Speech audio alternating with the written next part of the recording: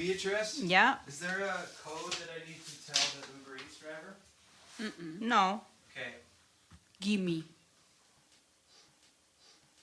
They just leave it at the door. Yeah, I get Dairy Queen delivered to people's houses all the time, so I can confirm that. All right, so Chris, let me know when you're rolling Treats a audio. pizza. I'm rolling audio. All right. All right. Let's roll video. Oh. Great. So we'll do All the phones are a off. catch up on Yeah. each other first. Yeah.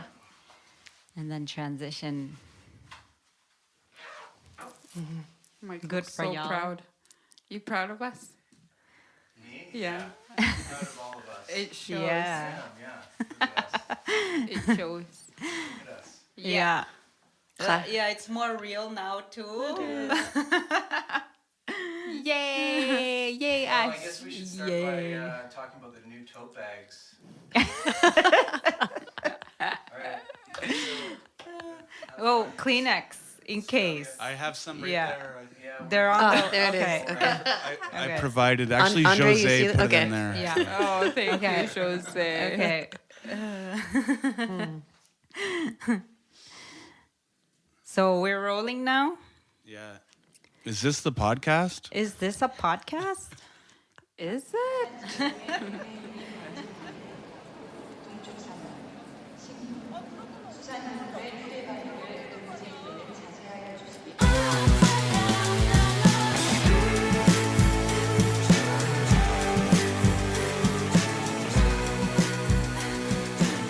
Wonderful to have you guys back. Oh, we're so excited. Yes.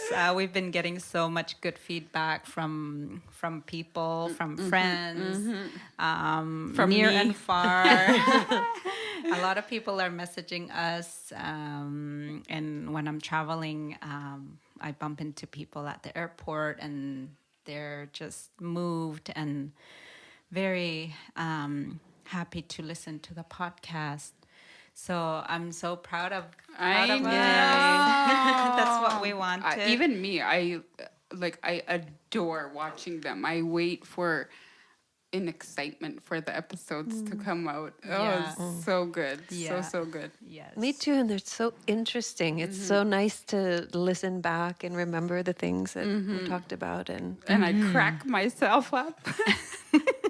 Yeah. Help of myself. I start crying again. Yeah. Oh, they're so amazing. The guests that we have had were awesome, and the broad subjects that we talked about. I had a great time. So I'm so happy that we're back here to do more and talk about more things. We learned a lot from the first season. I did. So I'm very much looking forward to this new season again. We're more prepared. Look at our beautiful backdrop. I thank you. Beatrice, can you talk about making this? Yeah, so I wanted to make a backdrop for the first season, but I never got around to it. I'm embarrassed to say that. But this time, I made that yesterday. I went to the craft store near my place, Michael's, and I wasn't sure what I was gonna make, but Yeah. It turned out so nice. Michael's. And yeah, I just walked around the aisles and grabbed what I thought was nice, and voila. Voila. I'm I pretty thought proud of about it. wearing a flowery dress today to match it. Next episode. Yeah, next episode, flower theme. Yeah, all of us. Flowers in our hair. Oh, crowds. Not a bad idea. Yeah. It'd be pretty. So today we are going to talk about this little thing. A sweet thing. The latest album that the Beatrice Deer band worked on, called Little Songs in Inuktitut. It's called Innginguarutiit. And they are With Isuma's funding, kid songs, traditional Inuktitut children songs that we produced and released in November. So well received. Yeah, people are loving it. I'm really glad because that's the whole point, right? And like these songs are ancient. Some of them are newer, of course, but some songs we don't know how old they are. And I wanted to do this because we need to remember our songs. It's part of our language. It's part of our oral history. And we don't have enough children's songs recorded, studio recordings. And I find it very important. So Isuma generously provided funding for this. And it's a nonprofit organization that promotes education, school perseverance in Nunavik. So this album is a gift to all the schools, the daycares in Nunavik. We're not selling these. I know I've received many requests, many questions about buying this. We're not selling it. We're not allowed to because it's through Esuma and it's a nonprofit organization. And the goal is to Gift. Yes, it's a gift. That makes it so much more special too. Yeah, it was wonderful to work on this project, and it's of course my awesome teammates Chris McCarran and Mark Buckwheaton that produced and engineered it, mixed it, and our friend Josh Dolgin, aka Socalled, did the illustration based on the songs. It's so exciting because your song, the song you did, Imuta, and the first time you did it so long ago, and that song blew up for Inuit. Yeah. And like for many years, we've watched people who don't know how to speak their language learn a song, singing that song, and to feel connected to their culture from that song. So it's exciting to now have a whole album where people can do that, and to start so young. Yeah. Starting so young to be that connected and to learn and to appreciate. And so that's super exciting about this album. And what's fun about this too is that we've created a scan here. You can scan it and you get the digital version of the lyrics in Inuktitut syllabics as well as Roman orthography. The Roman orthography is our phonetic, how do you say it? Kind of phonetic alphabet, I guess. Yeah, alphabet, there we go. So you can sing along to it, sing along to the songs. And I personally typed up all of them. And yeah, I'm because that's one of your skills. Yeah, as one of my skills. I'm with each of my albums. I'm very involved in the design and the layout, and we do hire a graphic designer. And I'm involved in the whole process by typing the text and translations when there needs to be. And I'm very proud of this. It's beautiful. Congratulations. And it sounds great. It's so fun. Yes. So fun. And it gets the kids up and moving and excited. Yes. And what's fun too is that we involved the Nunavik Sivunitsavut students as a choir. And that was a lot of fun. We went to their school in downtown Montreal, and Bucky and Chris set up a portable recording setup, and we sang the songs, and we laughed a lot, and like another fun memory that we have that we And made. for them too. Mm-hmm. And of course, like these songs, like this is possible only because my best friend Evie Mark, who created the curriculum book called Irqanartuqutiit with Kativik IIisarniliriniq school board. She was our episode 7 guest. Yes, yes. So she's with the book that she made and the recordings that she did. I was able to learn these songs because the majority of these songs I didn't know. Some of them I remember from my childhood, from like kindergarten, grade 1, grade 2.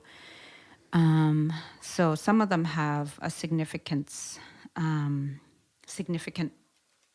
value, personal value to me, like Innginguarutiit, the number 1 song. I remember like right away falling in love with the melody. So of course I put that on, and number 2, Sukasayla Sami. It's a patty cake song that I learned from my auntie, who was my grade 1 teacher. Yeah, so it's special songs, fun songs, and with Chris and Bucky's finesse. What a nice way to put it. Sprinkles. With sprinkles on top. Yeah, it just made the songs even more like, I don't know, more fun. Catchy. Yes. So I had a great time. And then we went to Socalled to release it with Esuma, of course, and collaborating with Kativik IIisarniliriniq school board. We streamed it live through Facebook to all Nunavik. And I watched it. It was so fun. Yeah, the kids were so into it. I know, they were so cute, and like they made signs, like welcoming signs, and it was so nice. It was so lovely.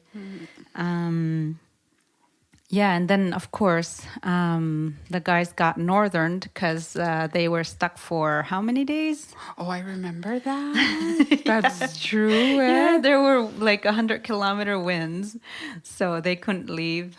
I had to stay an extra few days because I had other work. Commitments. Yeah, you were doing 2 things at the same time. Yeah. I was facilitating a healing workshop. So I already had planned to stay there, but it was a bonus to have the guys northerned and I stay. just spent the weekend in Kuchuk, and I'm trying to think, was there a point in the weekend that I got northerned? I wish I had thought about it earlier so that I could, because for sure there was something, but I can't remember now. I'm sure it'll come up. Yeah. It'll come up. Yeah. Oh yeah. All the time. I was in Huactac in April. And I got northerned. I was in the shower and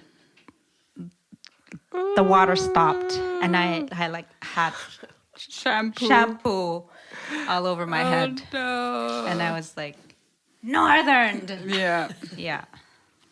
Yeah.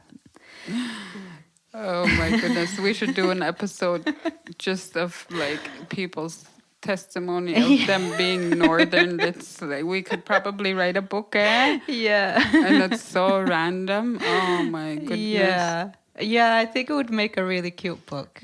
Yeah. Yeah, it reminds me of this book that I picked up at an airport. Where was it? Maybe in Hungary? Is that possible? At an airport.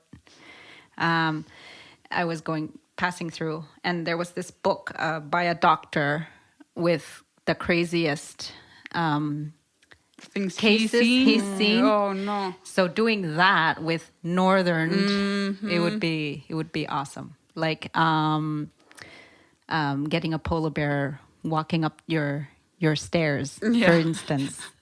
Like where else does that happens? happen? Yeah, that happens. That happened in Kutuk Yes. this winter. Yeah. Polar bear came into town. So scary. Which is extremely rare. Very Like rare. climate change is driving all these animals to go places where they don't normally go. Yeah. And I heard, I don't know what community it was. I feel like I heard it was in Huatak that they just recently seen a woodpecker. Yes. Wow. Yeah. And there's I think it was in not even Gangatsuk trees actually. there. Yeah, Gangatsuk, something like that. Yeah. It was pecking at a power pole. Yeah. That's so Like, crazy. dude, you're not gonna find any food in there. You'll Yeah. become a fried egg.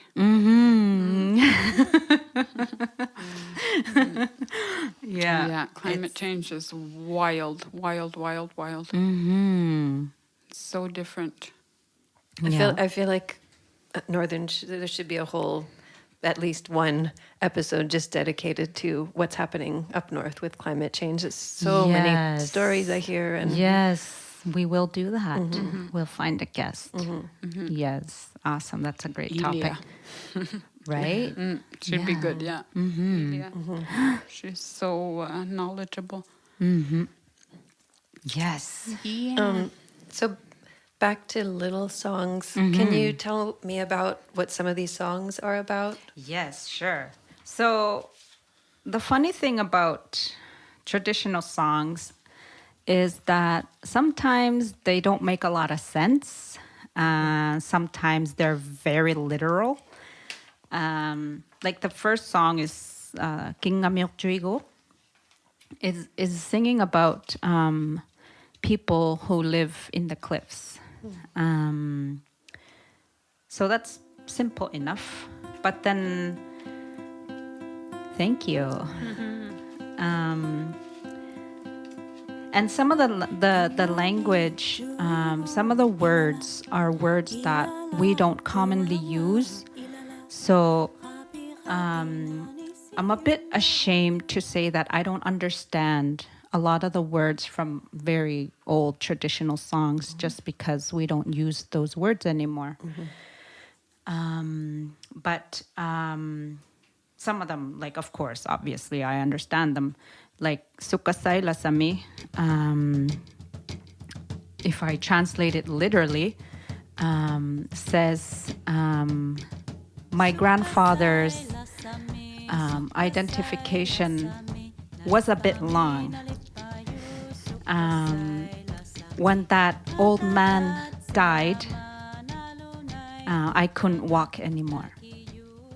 So it's an odd subject for such a jolly sounding song. And then number 3 is Aikavaka. Aikavak are long mittens. And this song is about a male lice talking to his wife, saying, give me my aikavak, give me my long mitts. And the wife goes, what will you do? Or for what? And then he says, I'm gonna go out there. I'm gonna go out there to look for food. And then the wife goes, what if a human crushes you? Because you have to understand. I'll give you a little history lesson. And this is what Northern is all about. We talk about real things, whether they're happening currently or they happen in the past. But this is in the past. So in the past, having lice was very common in Inuit. So they were not grossed out by lice as we are today. So they would casually pick out the lice from each other. And to kill them, they would pick it out, take it, and put it against their teeth and pop it with their nail or against a hard surface. And they make this pop sound. And my grandma talks about when she was a teenager and her friends used to pick lice out of each other's head. It was like I did it as a kid too. Like when they would go around the school, and my sister had like long, beautiful hair like you, and I just remember going And they with the pop, brush. right? And, Yeah. but taking them would take so long. Yeah. so. And this one had long gloves on. Yeah. Must have been tiny, long gloves. So cute. So the wife goes, well, what if a human crushes you? And then the male, the husband goes, as long as he doesn't pop my eyes. Hold on, what does he say? Against somebody's tooth. As long as he doesn't crush my eyes or my nose, and crush me through his butt, through his anus, I will come out. I'll be all red, full of shit, but I'll live. That's the spirit. But you see the freedom they had to use their imagination to make these songs. Like there was complete freedom and such wild imagination. Yeah. And then number 4, uyok. Uyok means boiled meat. And this one is talking about killing 3 seals. I've hunted 3 seals. I will butcher it, cook it. Let's have uyok. And it's like celebrating, because back then, while Inuit were still nomadic, living their lives, we didn't eat 3 times a day, like we do today. Our ancestors sometimes they didn't eat at all, for days. And every time they caught a seal, it was a big deal. So getting 3 seals is a huge deal. So this is just a fun song celebrating that. And then number 5, Agaliatangwaka. This one is a song about ducks. And like, I don't understand a lot of the words, but it's talking about ducks.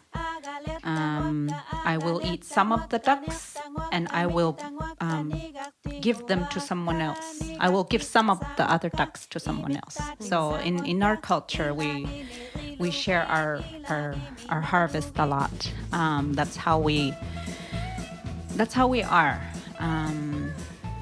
So that's a song about food again. And number 6 is Takwataka, and it's just a song about fingers, hands and fingers. Takwataka, pautu tigulukka, tigulau tigulukka, pikamalo tigulukka, takwataka. So these are just hands that I use to do whatever, everything and anything.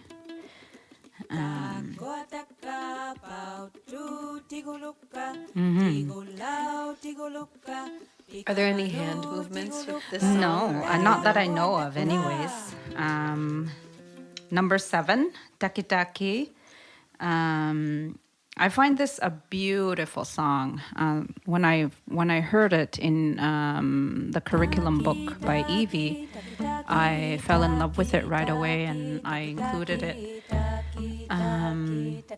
It's saying, when I grow up, when I'm tall, I will have nice things to tell my father. Unnisiuq maktunga. Unnisiuq in our language means having something joyful to testify about. So, yeah. And then 8, Hitonga Yuga. This is a song about a mother bird.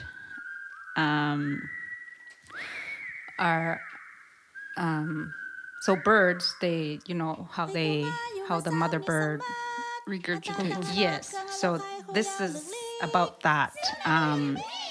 So a mother bird is feeding her baby bird berries. So while the baby bird is trying to eat the berries, he chokes on the skin, the berry skin. So the mother bird is panicking and saying, please go get her father and his father, his uncle, and whoever she's talking to asks, well, what are they choking on? What is he choking on? And the mother bird says, on a berry skin. It's cute. And Hiakpali, number 9, is a traditional song that goes with a game. It's a competition where I made the kids do that in Saluit. And every time we sing it, I make the kids do that, or the adults too, if they think they can do the movement, because it's a jumping, squatting game that you have to stay really low. And traditionally, it was done on a huge slab of beluga skin. And beluga skin is very slippery because it's fat. So fat and then the skin. So back then, way before my time, way before my mother's time, apparently our ancestors made leather out of beluga skin. I did not know this until I learned this song.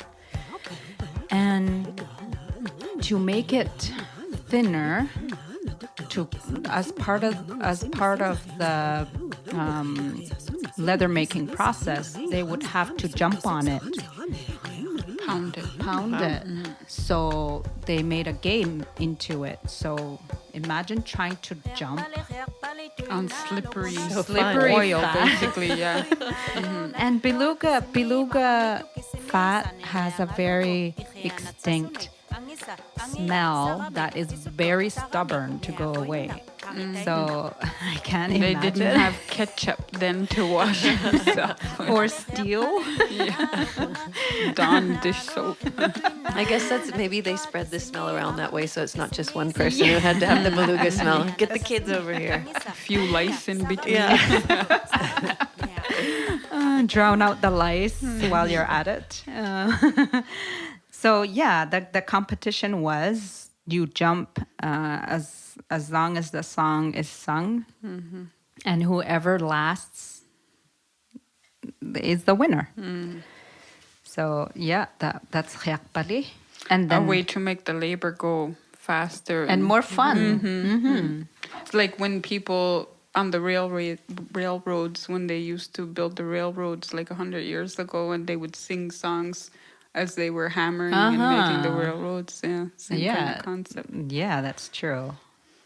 And then there's 10, Oatapatana Oat, is a blindfold song. It's talking about being inside an igloo.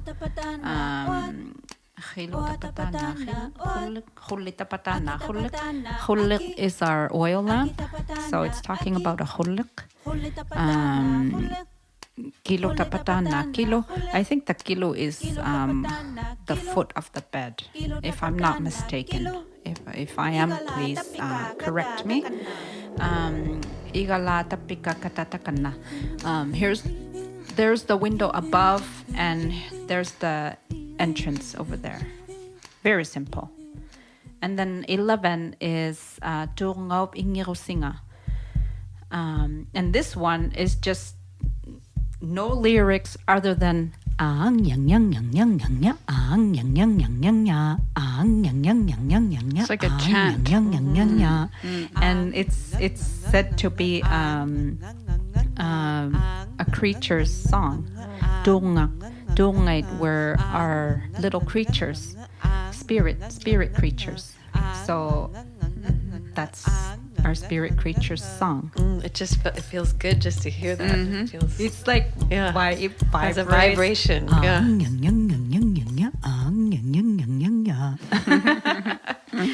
And 12, Dakaye, is apparently a name of a lake. And it says apparently there's fish in that lake. And I've only heard about this, so I'm gonna go fish. That's it. Fishing is huge in Nunavik. Especially at And the Nunavut moment. too. Yeah. Oh yeah, spring fishing. Right now, That's all we're seeing on our social media is that people. Fish. Yeah, Do you both fish? Well, I do. I don't go up enough to fish. I also can't take a fish off the fish. Yeah, me neither. I'm useless. Yeah, I couldn't even, as a kid, I couldn't even put the worm on the, I felt so sad. I fish. I love fishing. There is nothing compares to catching a fish. Yeah, it's like pure so joy. fun. Yeah. And then 13, Kativik is talking about kayak. Kayak is the proper way to say kayak. You call it kayak, but it's kayak. And it's saying fellow kayaker, let's try not to tip over. So that's very simple. Number 14, Tutuyuiloha. Tutuyuiloha, Ahopikuyuiloha, Ilangalloha, Huetsaling negami, Anatsaling negami, Ingikalasakpok. Haya hatta pau te hatta kingoatsia, sichiatsia, sichek naktautita, laktusauvogot, panimut, utjumut.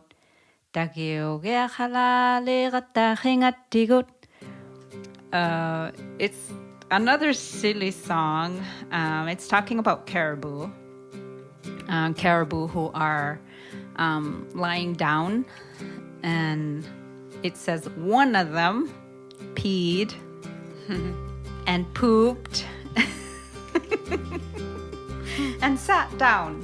Like it's like random things. This might be the viral song from this album, though.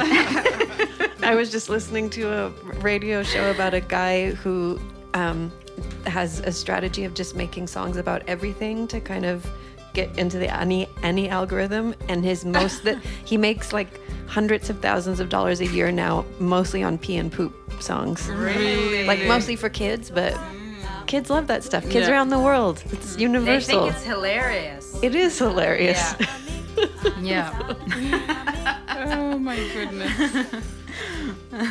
And then it goes kayak is kayak, hatta bucket, bauti the paddle, bucket, kingwatsea, sichiatsea, sicho. I'm not sure what that says. I don't know what naktautita laktusauvogut means. Panimut, bull caribou. Utjamut, Utjak is de-haired seal skin. And we're going to have to sneeze through our nose. You know what I mean? So random. Yeah. And then 15 is Holopayuito. This, again, like Imuta, doesn't really have a linear story at all. And it's ancient words that I don't understand fully. Yeah. My forehead doesn't have hair. But again, the freedom to sing whatever you wanted at that moment. Yeah. At that moment in time. And they stuck. They stuck. Like they have lasted for who knows how long, decades and decades, maybe hundreds of years. Like these songs were sung in igloos. Like speaking of igloos and throughout many generations. Yeah. And now they're here forever. Yes. Saved.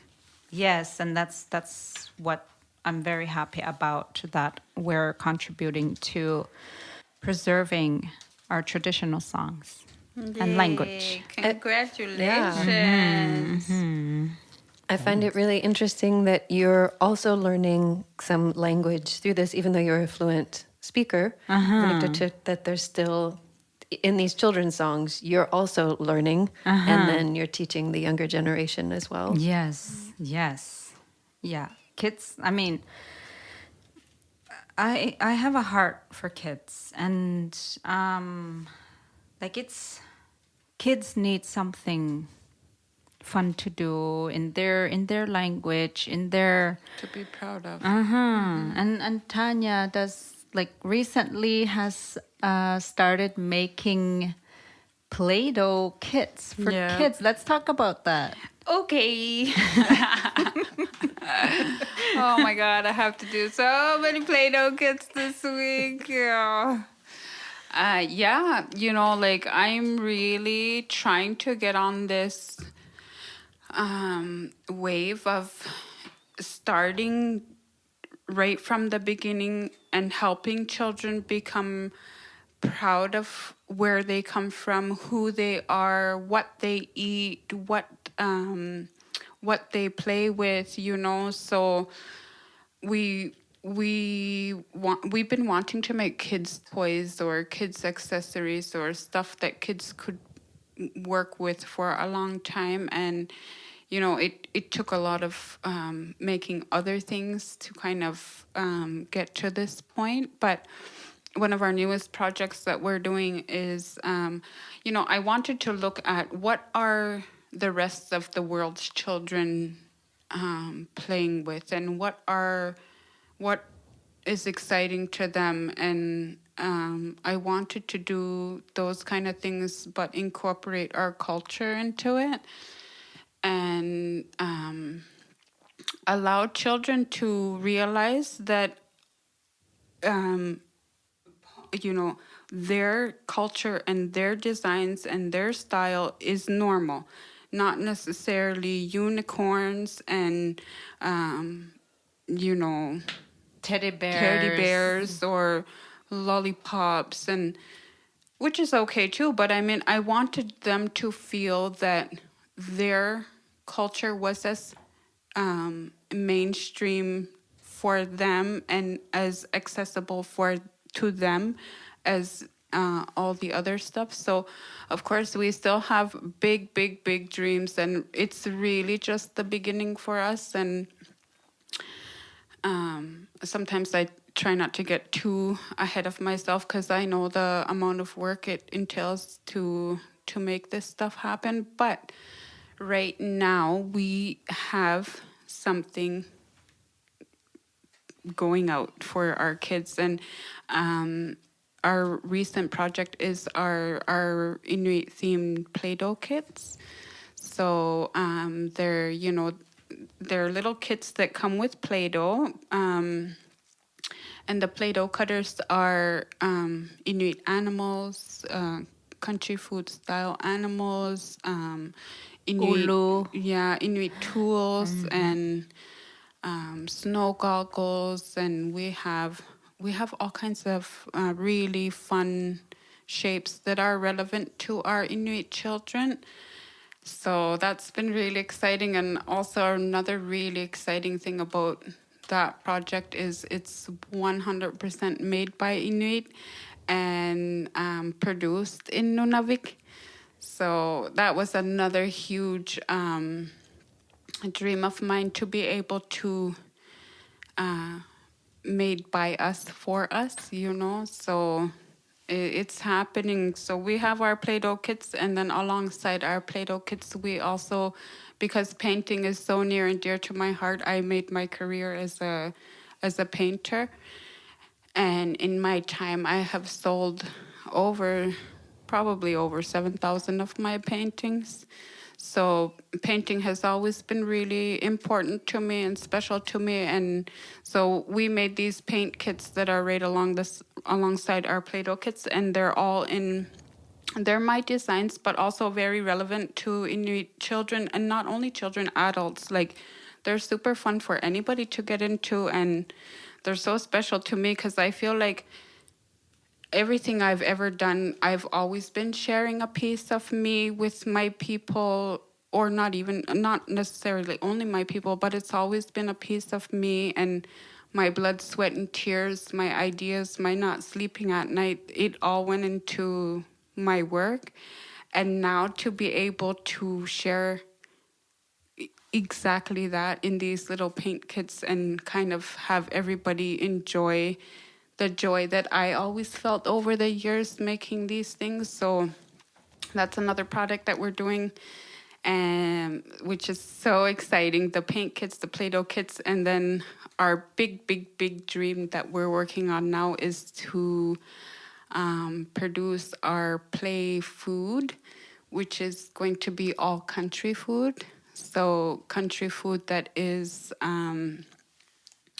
a staple in our children's life, that our Inuit children see their parents hunting for, that at this very month in the year that they're out on the ice fishing for, that they see their parents on the floor butchering these meats to ferment them, to smoke them, to the seasonings that they use, so that, a big thing that I've seen on social media, especially on TikTok, there's been a lot of Inuit who have kind of become viral for displaying our country food and eating our country food for the world to watch.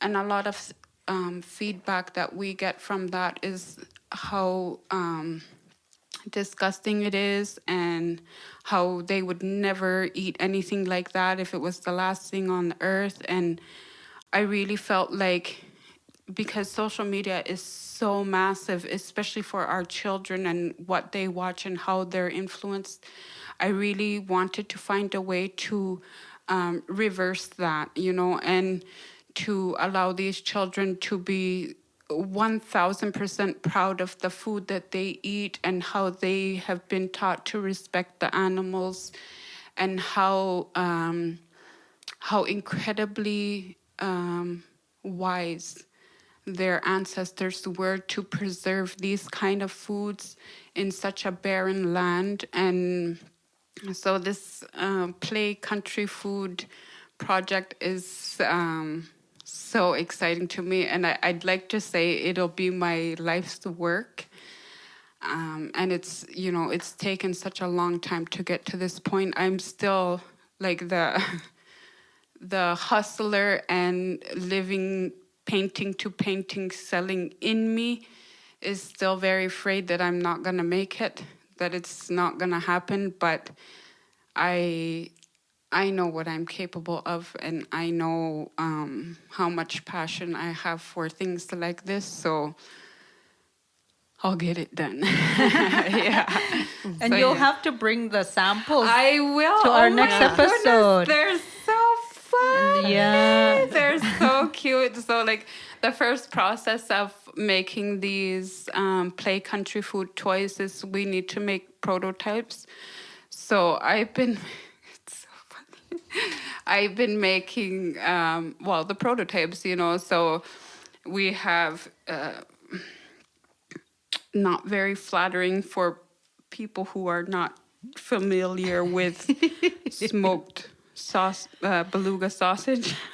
So anyway, I will bring in the sample, the prototypes one time, but they're so precious, and I can't wait. I can't wait for them to get into children's hands, and for them to have the mannerisms and the movements that they, mimicking their parents, and learning how to use these tools, and just never ending. I'm so excited about it. It's really exciting. So Tanya always spoils my family with gifts, and every time she comes over, she'll bring something for all of us. And she brought the Play-Doh kits to my baby, and when she saw the ulu. My baby can't say ulu, she says kulu. So she was so excited to see an ulu. And she So took that it comes with like her this. Play-Doh. Like, because, a Play-Doh, you would cut it like a cookie cutter. But for her, she knew what it was. So she took it like this, like how you would hold a real ulu. Yeah. It's so sweet. So, I mean, it's just, it's like so important. And for her, like, because she knows, like, we eat our country food. It's important for me to keep feeding her country food, even if we're in Montreal. So when Tanya came again with a new set of Play-Doh cutters with narwhal and beluga and polar bear, like, I told Inumannak, my baby, like, this is mattak, this is beluga. So, like, she knows. So it's like, it's so important, and it's so special. It is. And the paint kits, like, this is like laborsome work. Like, those paint by numbers little paint pots. So she selects all the colors and then, like, squirts all the colors, like, thousands of them.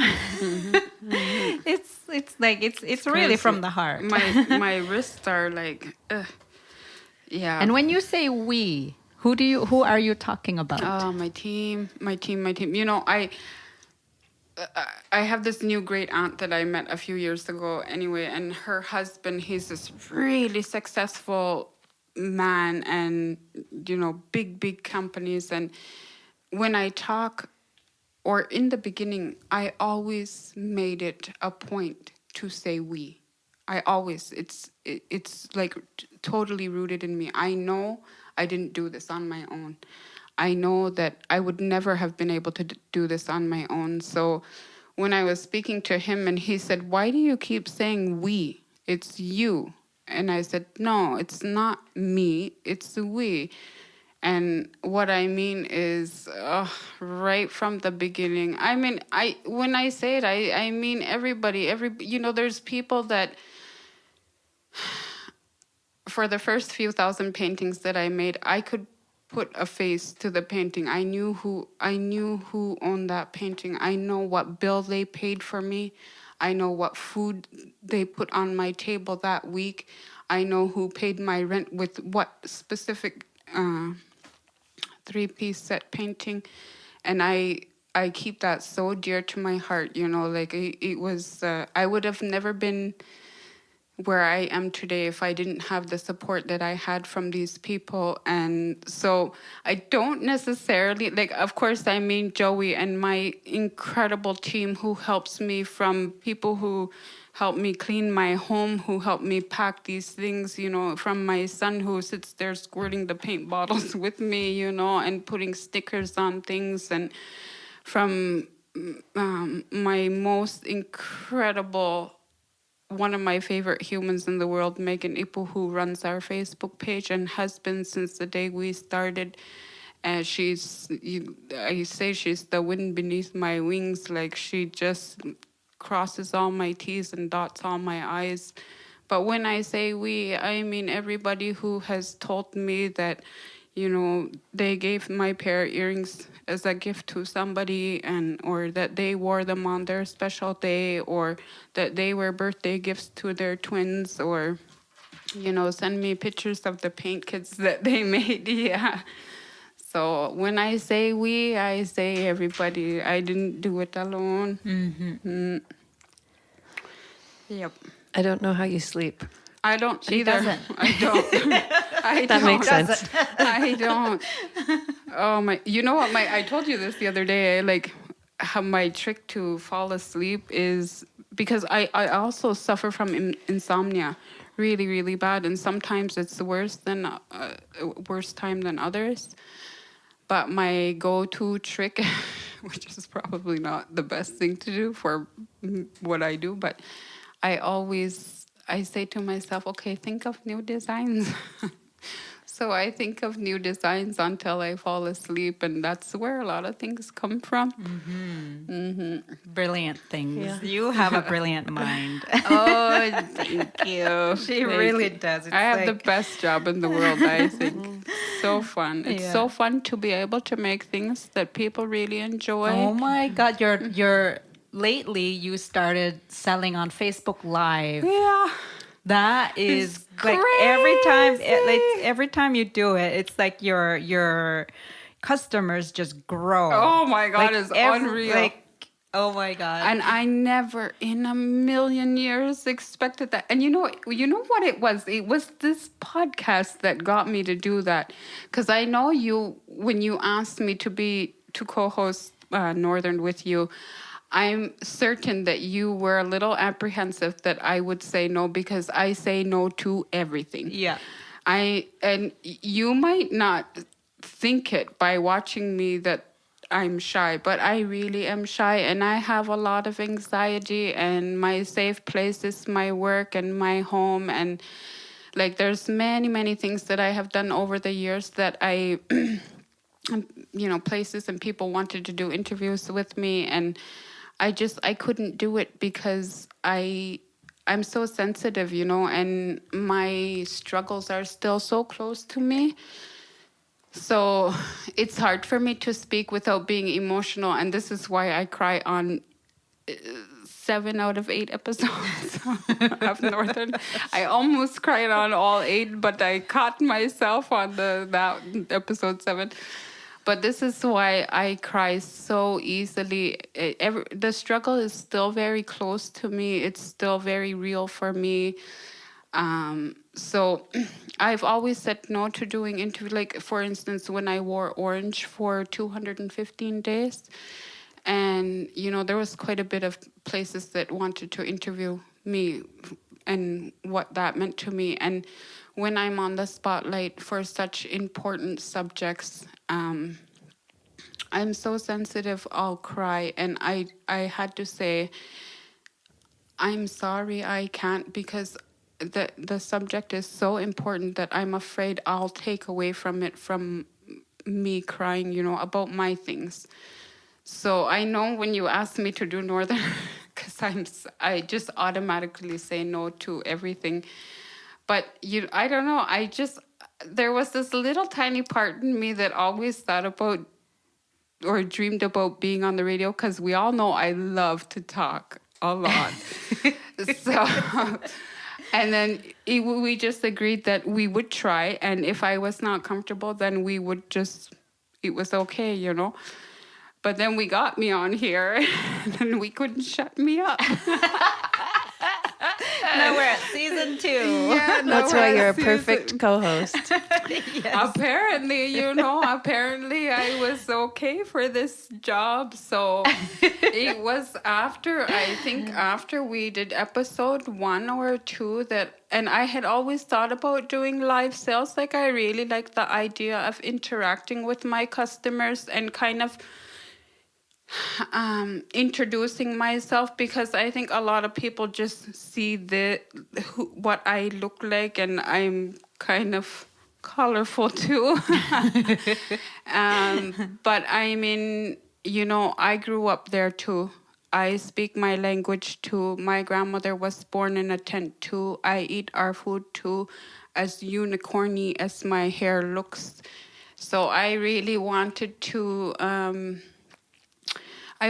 engage with our customers and kind of let them know that, I'm just like you too. And So it was after, I think, episode 2 that we filmed. I was like, to Joey, my love, I said, let's try to do a live sale on Facebook. So anyway, we've been doing that.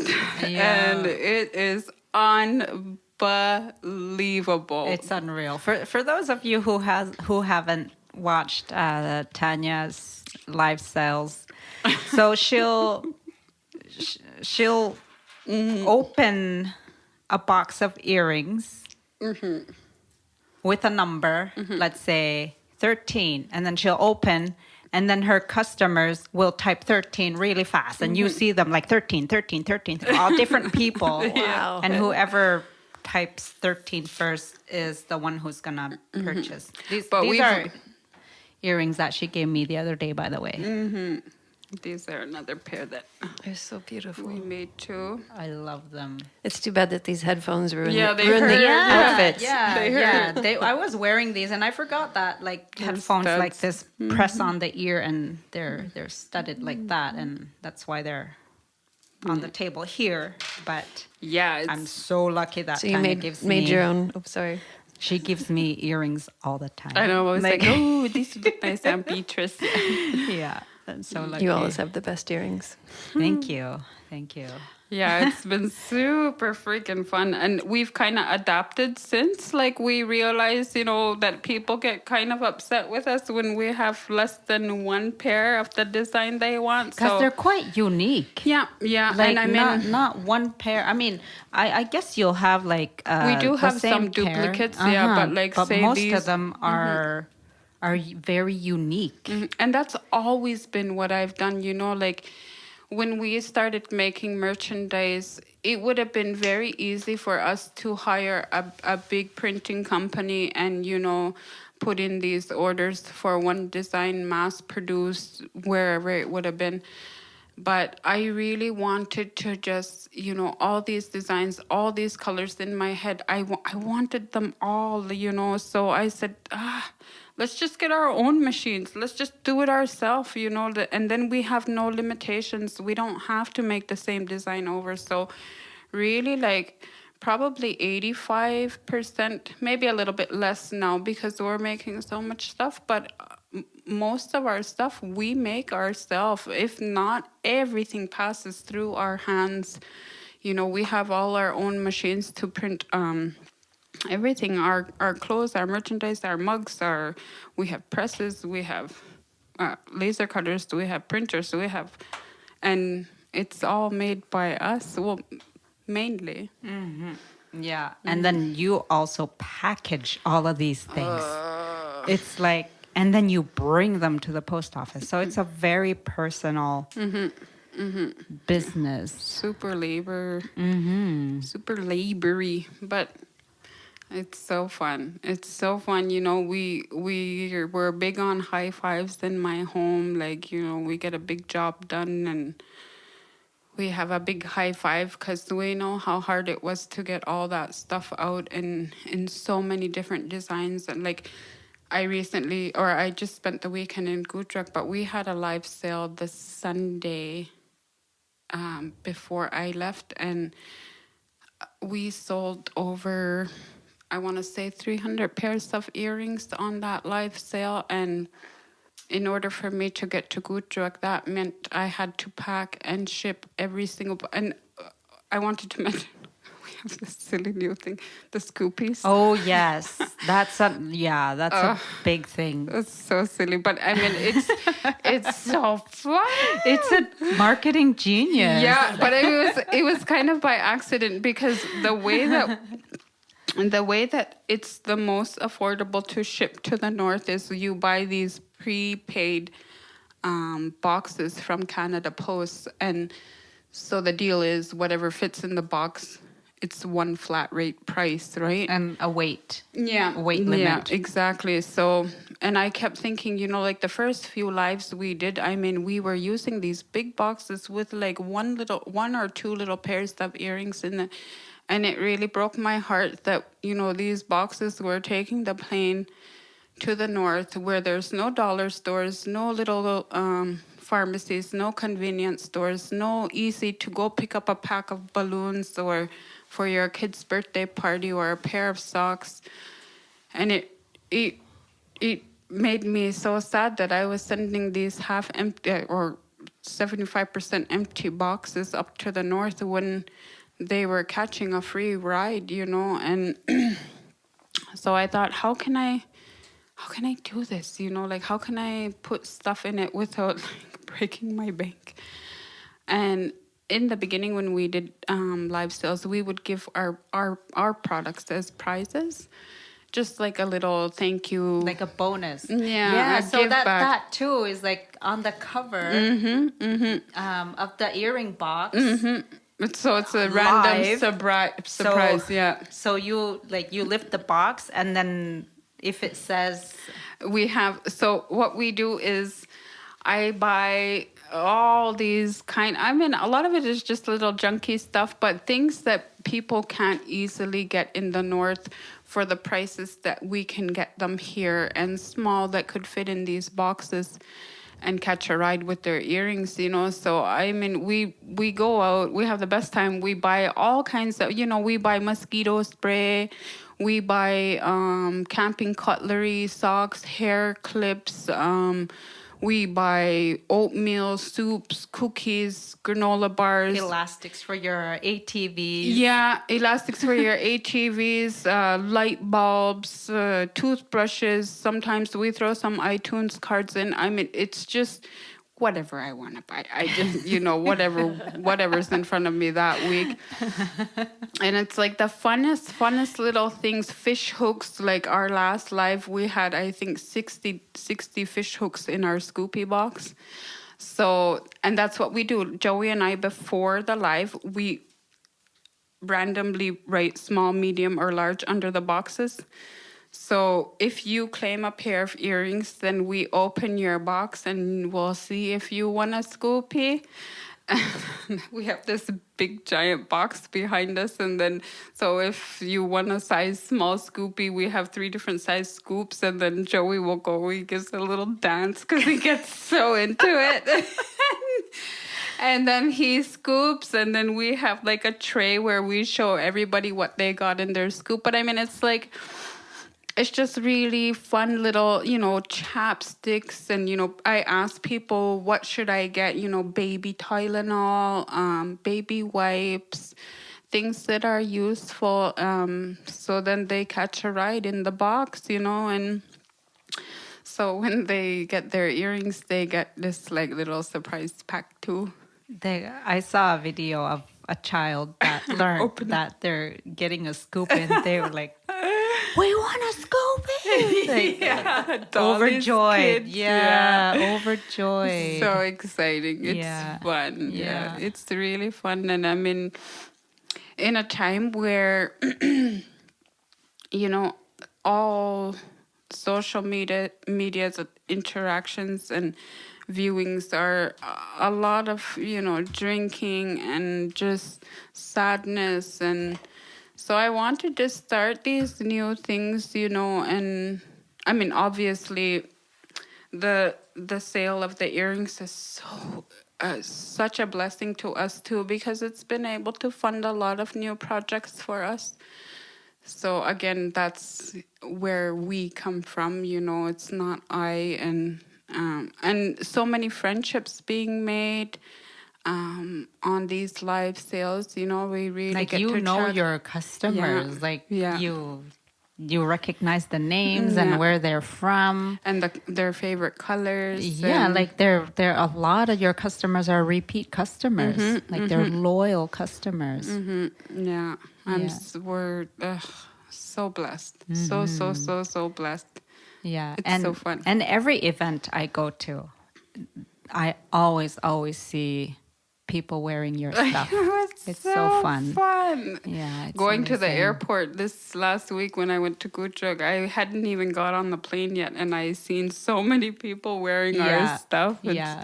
It's so fulfilling. It's so, and because like I said, where my pain and my struggles are so close to me, that really helps reinforce that I'm doing okay, because I still struggle a lot, although I've been sober for 17 years, I probably didn't get the help that I needed. You know, I took away the substance, but I probably didn't get the help that I needed to deal with my traumas. And a lot of it was because I really threw myself into my work, which also helped me a lot too, but it also really isolated me.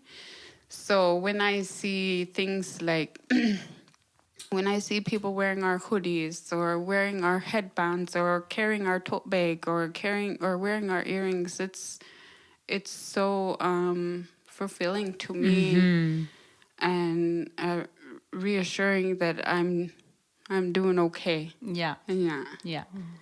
And you say you didn't get the help that you need. You will get there. Yeah. I'll Yeah. get there. Yeah. I'll get there. And more recently, I feel that, you know, I'm at the next stage where I've kind of self-soothed enough. Like I need a little bit more help, just so that I can remove the barriers that I have. And I have a lot, you know, like I suffer with severe anxiety, so I would like help breaking those things, because my mind knows, like I know that I'm being irrational and unrealistic in some of the situations that I get so worked up about, but my body doesn't know how to talk myself out of that. And so I know there's great help out there, and I want to be better, and I want to be more able, and so I'm pretty ready. Somebody dropped me off at the doctor's office. I am so proud of you. Oh, thank you. Thank you, B. Yes. You have been my constant in my life, and I know that we've really leaned on each other Oh, yes. through these years, and it's pretty amazing to see where we are today. Yeah. And to be able to you know, share what we've learned and how we've coped and what we've overcome. And because we're so close, it's so sincere, and our stories match, and we've gone through same things, and even being in the same place at the same time where these traumatic things happen. So I'm really excited that we're able to be you know, a holding hand for maybe others who are going through things like that. Yes. So excited. I know I was a little bit worried that the podcast was slowing down a bit, but I'm so excited that we're doing season 2, and all the upcoming subjects we'll have, and people will meet, and things we'll learn. So exciting. Very exciting. And I think it when you've been through things and then you live in a way that shows people that they can get through it, and not only get through it, but that they can thrive, and then help other people too. Yes. It's so important. It's so important for people. Oh, yes. And for sure it does so much for. It's a real gift. Yeah. Yes. To see other people find their true selves, their talents, to discover themselves, to discover their worth. And it's so empowering and inspiring. And then giving people the tools to explore what they might be talented in, you know, like learning these songs and what stems from that, or, you know, making these paint kits and what stems from that, or, you know, or any of our subjects and what might stem from that. It's so freaking exciting, man. Yes. Oh, yes.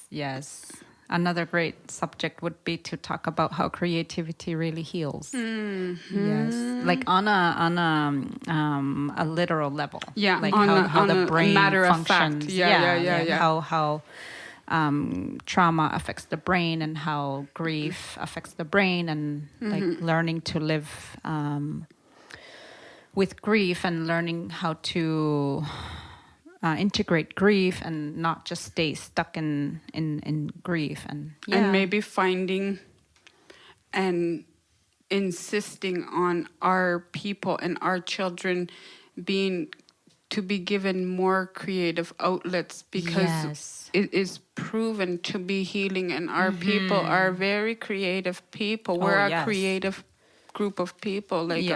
All our clothing, the clothing that were made 200 years ago are the reason that we are alive today. And, the way that our beautiful tattoos and our tools and how creative we are as a people, and to nurture that. To nurture that, and to insist that our people, we talk about us being in crisis and what do we do when the problems are so big, like where do we start? That's a really good place to start. Yes. Being creative and just quieting down and, bringing that out in the child, bringing that out in the adult that was suppressed for so long. And when you are able to create something with your own hands and your own ideas and make it a reality, that gives immense pride. I always say that's the fuel that I have in me, to see people enjoy what I make. There's nothing in the world that's better to me. And I think that's really important. We should think about how we can do that for our people and our kids, to nurture their creativity. Yeah, it's so important. It's. I mean, we're meant to be creative. We're to be created artists. to be creative. Yeah, exactly. Yeah. In one way or another. Yeah. And together too. Yeah. Yeah, because it's being connected. Let's get into talk about kids. I mean, we started with the kids songs and your kids kits, and being connected is so important. And I always, like, since I got sober in 2011. So that's almost 13 years now? It'll be 13 years this summer.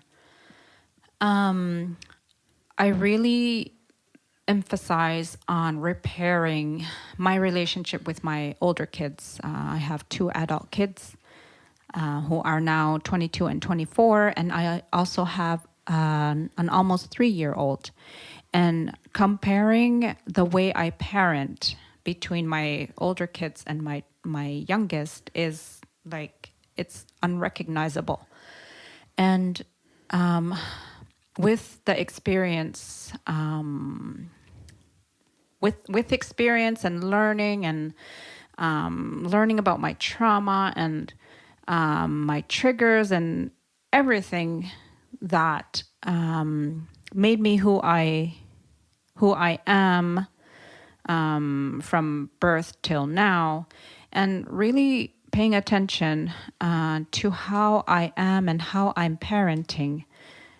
Like, I just want to talk about it more, to create more awareness of how important it is to really connect with your child.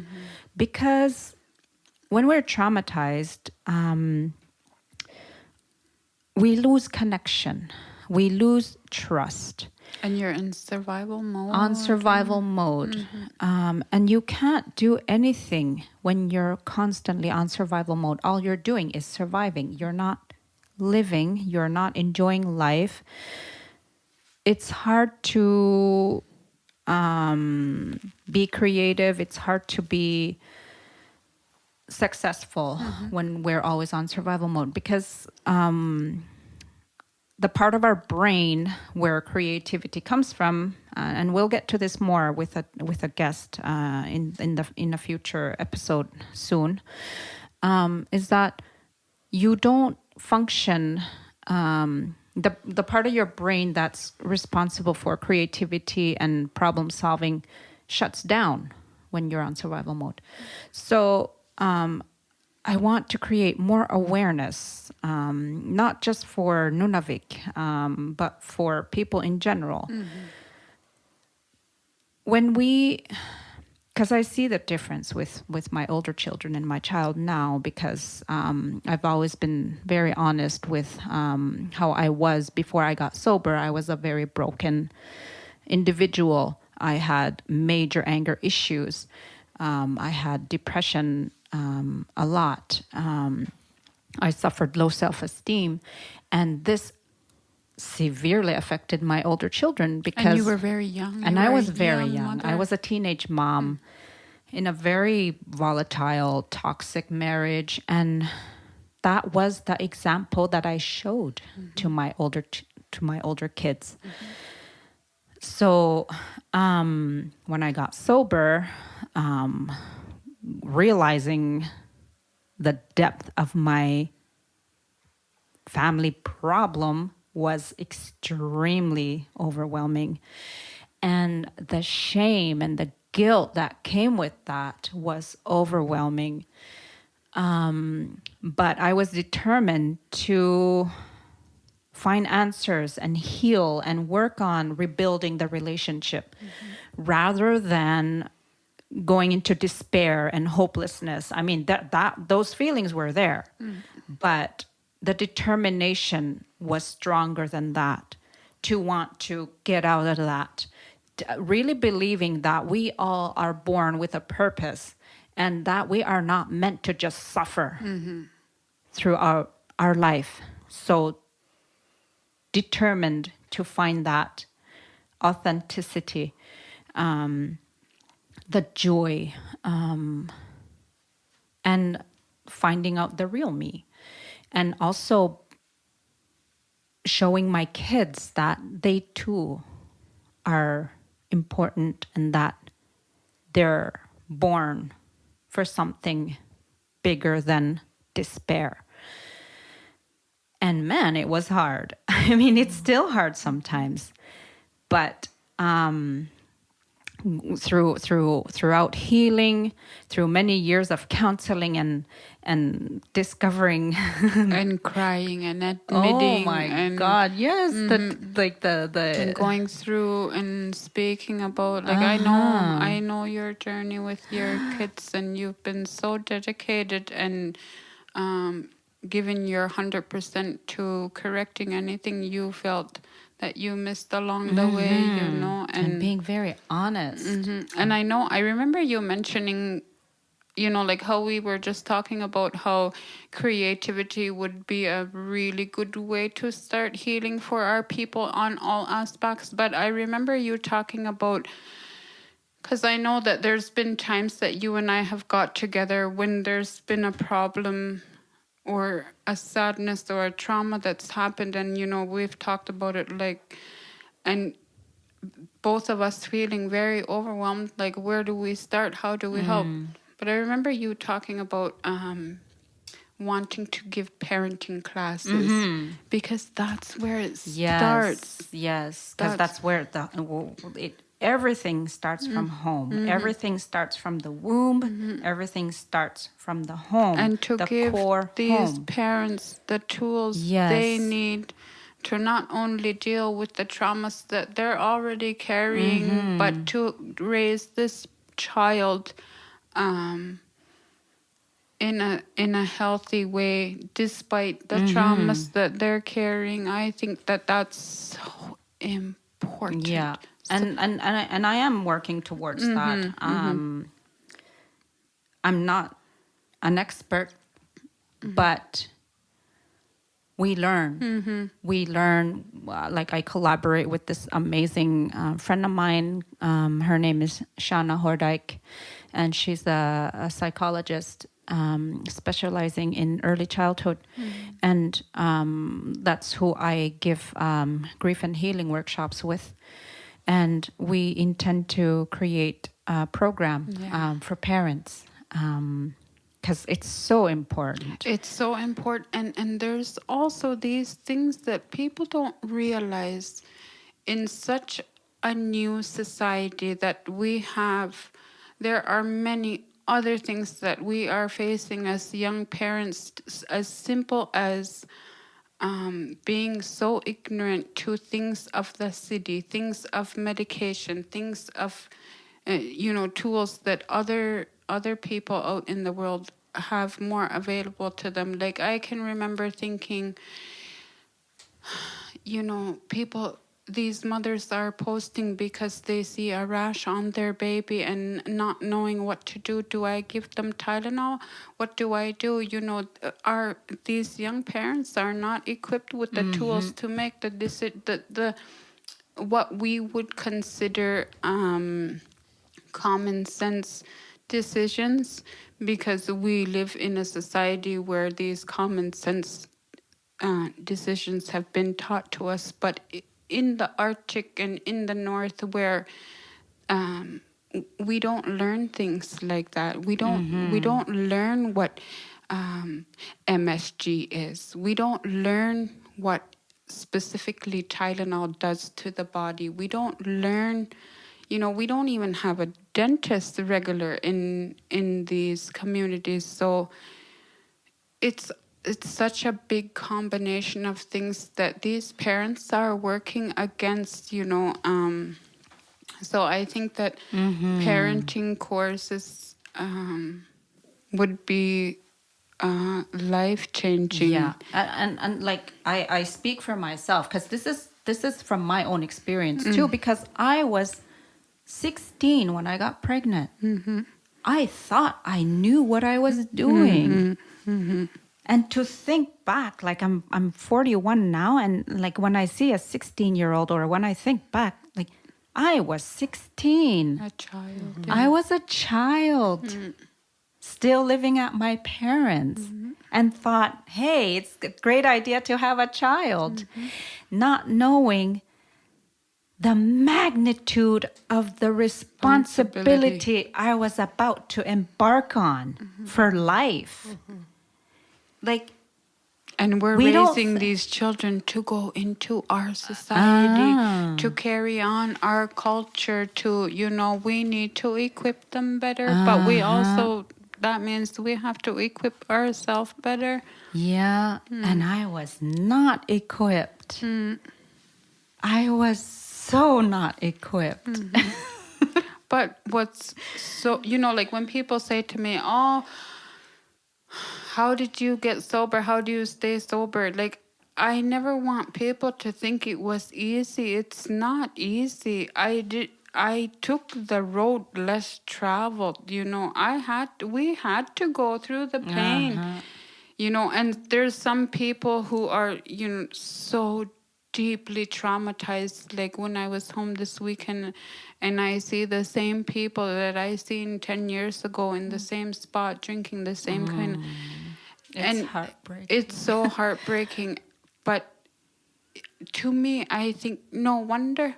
Yeah. No wonder they're like that. Yeah. Imagine, like, for everything that they've been through what they've seen. Of It's course, a miracle they're alive. Yeah. They're even alive. Of course they're like that. It's so scary to be different. It's so scary to face those things that they're suppressing.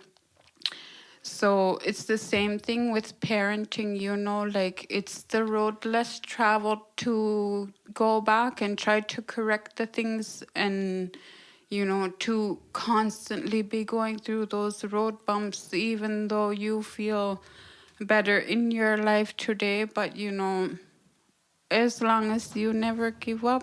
Yeah. Yeah. And the reason why I think parenting courses is so important is that I took one. I was pregnant with my second child, and so I was 18. I was 18 when I took the parenting course. maybe even less than that. Anyway, it made a world of a difference. Like it really taught me how routine and structure within a home is very important, and putting limitations, like healthy limitations to your kids, and nurturing them, and the difference between discipline and punishment. So it made a huge difference in my life as a parent, to take this parenting course, and again, like learning with through therapy, and just learning how to be supportive and listen to your child, and To be open. be open and caring, and the power of our words.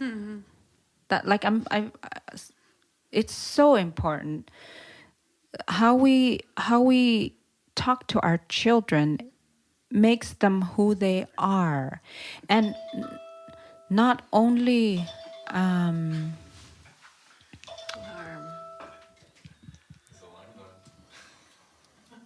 Who is it? Hey Siri, pause alarm. Thank you. Your alarm rings? How we doing, guys? yeah. Thanks for asking.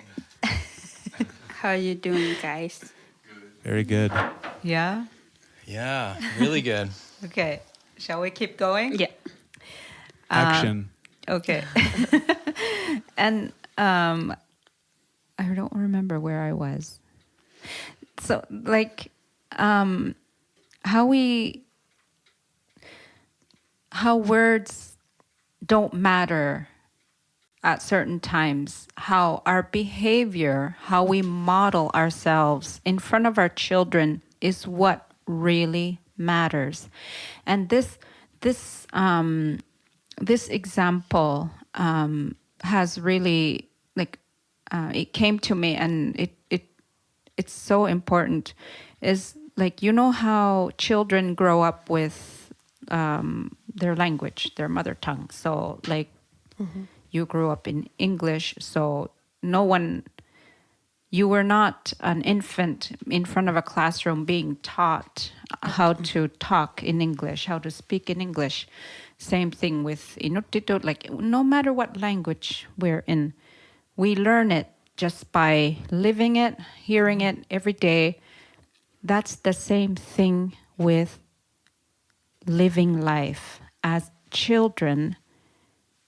When the child is in a home environment, that's what the child is going to grow up to be. If we have healthy, loving parents, that's what we become as adults. If we're in a home where parents who are pretending to be in a relationship for the sake of the children, because they don't want the child to grow up in a broken home, they pretend to stay married, they do their day-to-day activities, and then they're not in a relationship, in a You're teaching your child deceit. to live a lie, to live a lie, to pretend that, okay, And Let's teaching them to, it's okay not to be authentic. and not to be real with your emotions, and like, And not choosing you first. Like, the parents are not choosing them first, you know? Like, Yes. Or what's important, or what's important for them. Just what's important for society. yes, like to keep an image that's not authentic, just so they look good from the outside, but not regarding what the true, like, the heart wants. Listening to our feelings and listening to our child's feelings. Like, I've been really, like, throughout these years, really looking back at my childhood and really paying attention to why I struggle with expressing myself. And it's because I wasn't taught in my home, in my household, in growing up, being told that I cry a lot, that I'm annoying. My crying is annoying, instead of someone, a grown-up, my parents, asking, why are you crying? So these messages that we give to our children when they're trying to use their limited emotional capacity to say that I'm in distress, we shut them down by saying, stop crying. Like, you're not allowed to feel your feelings. Mm-hmm. So these kinds of things are what are very important to me now, and that's what I want to learn about and talk about and teach. Mm-hmm. So we can have healthier homes and healthier families. And cut the generational trauma, you know, and grow these healthy, confident, strong, creative children, and let them be the carriers of our next, you know, of our culture and our next generation, and imagine what they can do if we've created this when we're all broken. Like, how incredible. And to harness the strength and the what's that word, ingenuity of our culture and our people, to harness that and to nurture it. And you know, we don't have a lot of innate in these big powerful positions or in medicine, and not because we don't have qualified people. It's because we have traumatized, broken people that have to leave the only place they know to be further educated, you know, and they're leaving very broken. So if we can create, or if we can make healthier children, imagine what our people can do. That's so exciting. It's it is, and there's hope and possibility. There's so much hope. I mean, look what we've come through, and look how far we've come, and what we've survived. We've survived more than I was gonna talk about. I thought about this a while ago, and we are the only people in the whole world. Look at me. I was doing good, not crying a whole episode. Maybe I'm going to try not to. But you can, you can take any Inuk person from any territory. You can take a random person, like as if they were in a bag of tickets, and you pulled that person out and you put him somewhere on this earth. And it is 1,000,000,000% guaranteed that that person knows more people that have died than any other person in the world. I know more people who I have loved and who have died on me than any other person in the world. You can put me anywhere, in Japan, in Mexico. You can put me anywhere, and beside any man, I know more people who have died, who I've loved. That's horrific. It's horrific that we have become so forced to be not desensitized, because we're not desensitized, but it is horrific that we have been forced to carry on and to be expected to be as caught up with the rest of the world when we're as traumatized and as judged. that. Yeah. And so judged. And so judged. it's unbelievable the amount of trauma that our people carry. Yeah. And despite that, are so resilient and are, making children's albums with ancient words and songs, who are making thousands of earrings. And who are creating the most beautiful garments. Oh, break time. And who are teachers, have become teachers in our schools, in our elementary schools, who are so. Imagine what we can do if we heal. Yeah. And raise untraumatized children. Yeah. That whenever we talk about these things, like the strength that we all have as Inuit, in spite of the intergenerational trauma, the grief on grief on grief on grief on top of another grief, and to be able to still live and be a source of hope and light and love. And holding hands. Yeah, it gives, like, my soul dances. Like it. That's why I love talking about these things, like talking about healing and sobriety and creativity and everything. Because it's we so know possible. Yeah, like, because look we at know us. what we came from. Yeah. We know what we came from. And like everyone else, you're no different. Yeah. You're no like you say, so many people come up to us. How can you stay sober? We can do it. You can do it too. Like, the only difference is I tried it. I'm doing it. You haven't tried it yet. That's the only difference. And you can. You can. You can. Oh my God, you can. You can. And then us doing things like this is, like, I want people to know we're just like you. Yeah. We're just like you. We've been there too. I've been hungry too. I've seen my mother beaten too. I've seen her teeth knocked out too.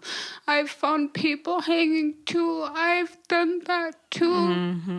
I'm like you.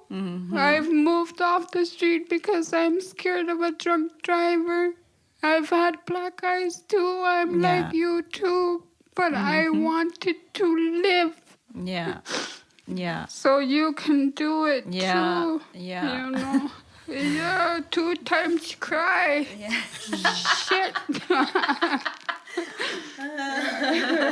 It's Mike's fault because he didn't feed me tacos in time. We'll have tacos after this. If you would have gave me tacos an hour ago, I would have been fine. It's exciting to think of being able to pass on the strength without the trauma. Yes. And that's huge, because that's strength you can't get from...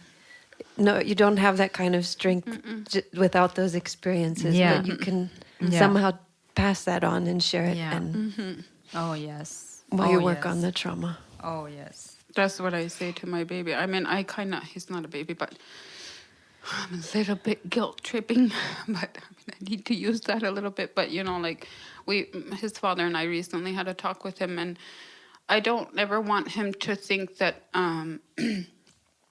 he has to be a certain way because of choices that I made, like that, or that he has to be extra perfect because I'm on this path. I don't want, and I don't want to be unrealistic. Like, I know that he's gonna try things, and we live in he lives in a community where everything is different and more accessible and more accepted and more forgiven.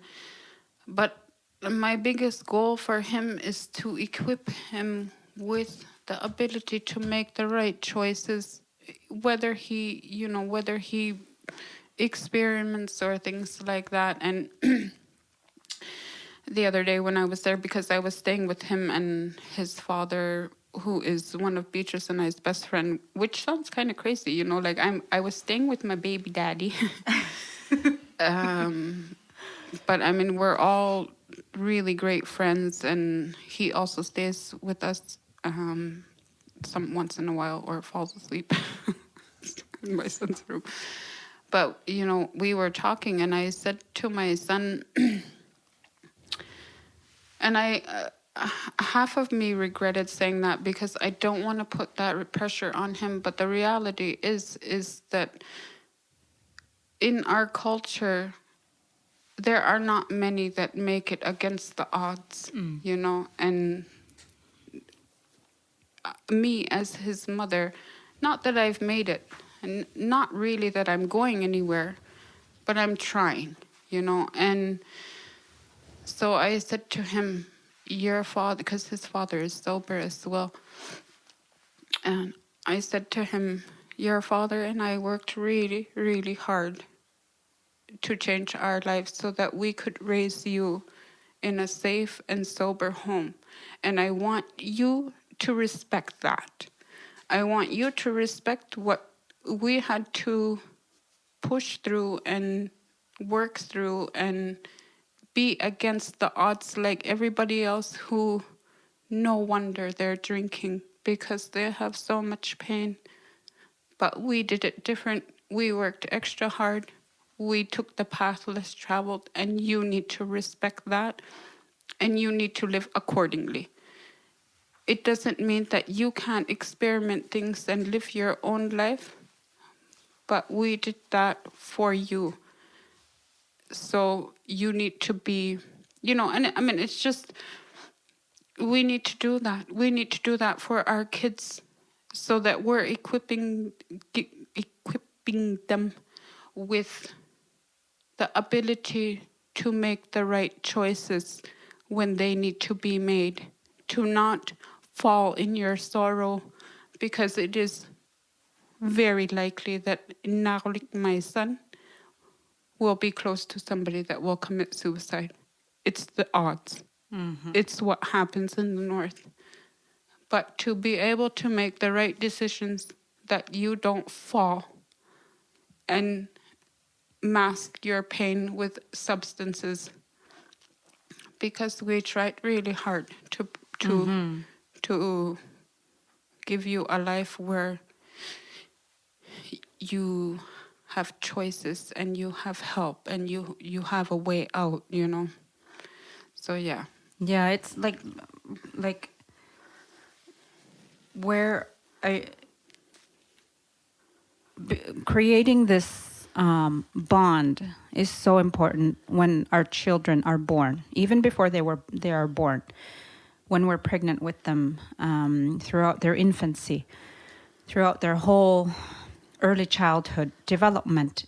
It's so important to be connected, because that's where our bond is formed. That's where our trust is formed. And when we have that healthy bond, then our children are going to trust us, and we're going to trust them. And our children are going to be able to come to us when they're struggling. Because with all our trauma that we've lived as Inuit, it's hard to trust anyone. It's hard to trust anyone. And that's where we lose our sisters, our brothers, our cousins, our best friends to suicide, because they didn't feel connected anymore. Or they never felt connected at all in the first place. So that's so important. It is so important. It's so funny. I mean, me and Simon, my son's father, we were talking about this. I said, because my son, I hope he doesn't listen to this podcast. Not this episode anyway. But my son has the most magnificent mullet at the moment. Yes. He does. And so this past weekend when I was staying with them, and he would walk by like to the kitchen or whatever, and it would crack me up. Like, and I was sitting beside his dad. He would crack me up, and I'd be like, "Oh my God, this mullet it's a real mullet." And then we went for a drive, and I said to Saima, I said, you know, I made this conscious rule. As maybe I didn't make many rules as a parent. I didn't know what the hell I was doing either. But I remember thinking to myself, there's one thing I'm not going to do to my son. And it was because I had seen some other family members do this with their children. And it was like instilling fear into them. So if you're being bad in the store or whatever, the parent would say, stop being bad, or an old man is going to come get you and eat you, you know, or saying to the child, oh, I'm just going to go get something in the truck, I'll be right back, and then taking off and leaving for the rest of the night. You create this massive insecurity with the child, and the child is always expecting you to be lying. And I knew with my son that I would never do that. And I grew up with that. I grew up with always being lied to. And I grew up with that. The make-believe promises. But I remember with him, I was not going to do that. And Saima naturally is like that. He is a very honest person, so we didn't need to worry about him making that mistake. So now my son was walking around with his magnificent mullet, I said to Saima when we were driving, I said, you know, in Nunavik, everything, we've always been able, I said, I kind of partially convinced him to get that haircut because I wanted him to have that haircut. And my poor child trusts me so much that I could tell him, like, start digging. You're going to get to China in 3 days. If I said that to him, he would do it because he trusts me completely, me and his dad. So I said, I kind of misused his trust for him to get the mullet because I really wanted him. But, you know, and then I just kind of, I like to give Saima or us a little pat on the back once in a while because our son is so good, you know. He is. He's genuinely a great kid. He's such a good great kid. Yeah. We're so lucky, but so I wanted to point that out to Saima that, you know, we did that. Mm-hmm. We gained his trust and we never broke it. And that's huge. It's beautiful. Yeah, that's it's so huge. beautiful. Good job. Yeah. Yeah. Yeah. On that note, this was a great conversation. Mm-hmm. We are so gonna come back for more. Mm-hmm. I loved this conversation. Me too. So much. Mm-hmm. So much. Mm-hmm. Great start to season 2. Yes. Such a great start to season 2. We're coming. So I'm Beatrice Deer. I'm Tanya and Laurel. I'm Laurel Springlemeyer.